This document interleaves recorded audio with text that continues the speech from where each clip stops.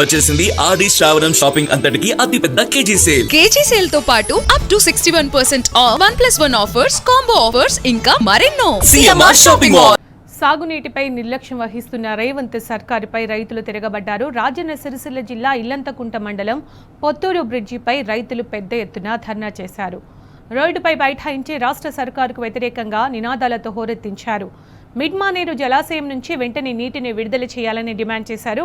Kaleshwaram pump హౌజ్లు సిద్ధంగా ఉన్న నీటి విడుదలలో కాంగ్రెస్ ప్రభుత్వం జాప్యం చేస్తోందని మండిపడ్డారు. రాష్ట్రంలో కరువు పరిస్థితులు తెచ్చిన కాంగ్రెస్ పాలన మాకొద్దు అంటూ నినదించారు.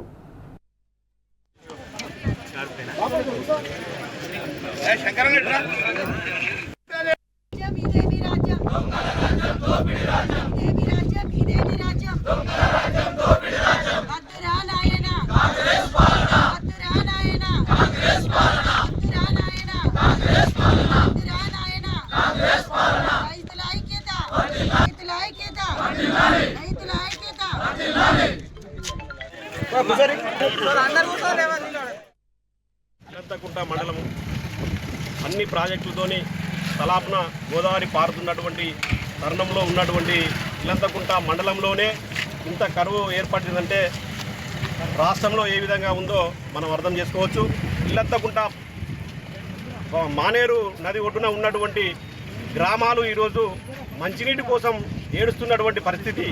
నారు మల్లల్లో నిన్న మొన్న మనం ఒక వీడియో చూసినాం.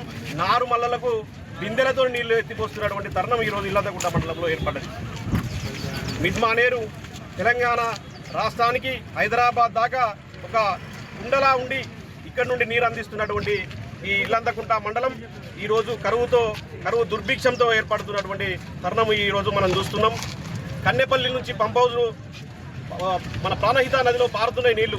ప్రాణహిత నది నీళ్లు ఎత్తిపోసి ఇక్కడ ఉన్నటువంటి మిడ్మానేరు నింపినట్టయితే యావత్ తెలంగాణ రాష్ట్రానికే సాగునీరు తాగునీరు అందించేటువంటి వీలున్నా కానీ కూడా ఏమంటున్నారంటే ముఖ్యమంత్రి నీళ్లు ఇచ్చుడు కలవది, ఇక్కడ నీళ్లు నింపినట్టయితే ఇక నీళ్లు ఇచ్చినట్టయితే కింద ఉన్నటువంటి భద్రాచలం మునుగుతుంది అని చెప్తున్నాడు.